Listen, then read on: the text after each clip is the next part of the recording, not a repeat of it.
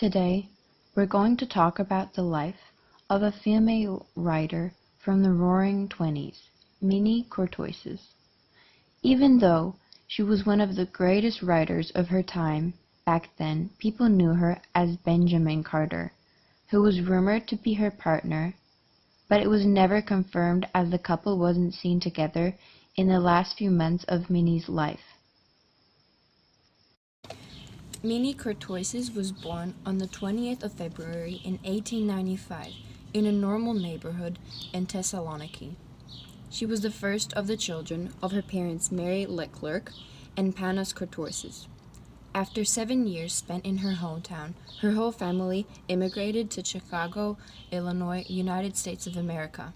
She attended both middle and high school and graduated with honors and being one of the students with the best results recorded in history. At the age of 27, she published her first series of short stories named Curse of Aranea, which immediately became a bestseller. The stories, based on the memories of her neighbor she had been friends with, had instantly become loved by the public. But it was hard to get where she was.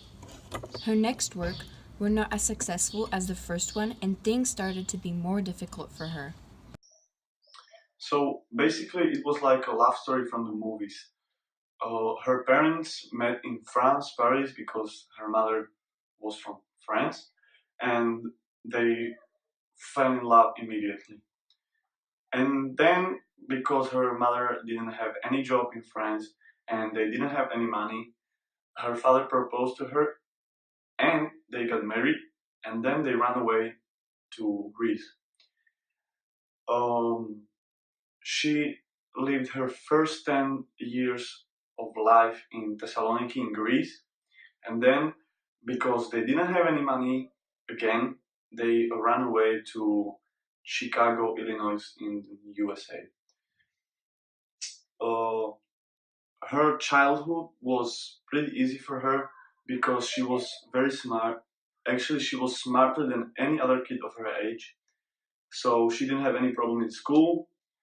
And then, when she finished school, she often went to her mother's job and she wrote her poems and little stories there. She was heavily inspired by her surroundings, her family, friends, neighbors, her lifestyle, and partially by the writers of that time. She was really open-minded for the period she lived in, not thinking like the society. Her parents pressured her into being a housewife and having kids, but she rebelled against their will and died with no descendants. Her parents finally cut her off, and she went to make it on her own in the city. At first, she earned some money as a store clerk for her start with her writing career. From a young age, she had a dream of becoming a well-known writer. She even wrote some short stories herself for their school paper, but because of her gender, she was rejected. This factor influenced her later in life as well. When she wanted to publish her first book, she did what she thought would be the best in a situation like this.